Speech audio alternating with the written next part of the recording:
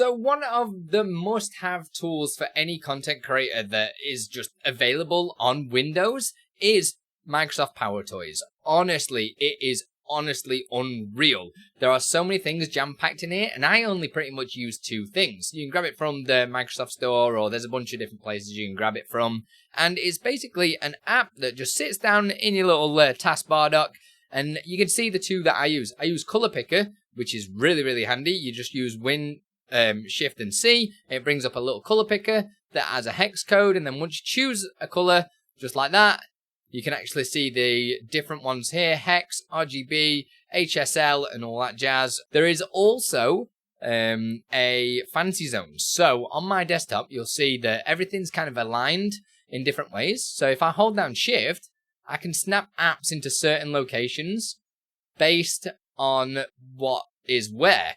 And I can do different. See, I just changed the desktop there, so now this will snap into this zone. So when I'm streaming, I can lock things into certain places, which is really useful. Like I've got Twitch chat right now, that if I hold down Shift, I can either make it massive and stick it in there, or I can just slide it over there just by holding down Shift. And you can create different zones as well, which is nice and easy. If I just click on FancyZones, it'll bring up the UI. So I've only got 2 monitors, and obviously this will support how many different monitors you want, and you can create different layouts. So on my right screen, I have an OBS layout, which allows me to just anchor different activity feeds and stuff on my right monitor, which you'll be able to see just here. And you can create a new layout if you want to. If I go to, say, a grid or a canvas layout so they can overlap, give it a name, create one. I have just chosen the wrong monitor, so you guys can't see what I'm doing because I'm a noob.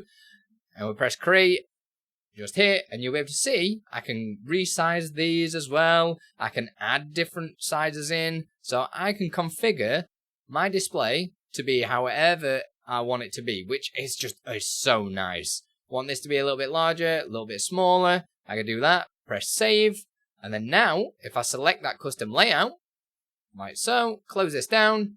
Now if I hold down Shift, I can put this down there, I can put this in the middle, I can go grab something else like my stickies, for example, go and stick that up there, and you can remove borders as well, or you can keep them separate like so. I can grab Spotify, for instance, go and stick this down here.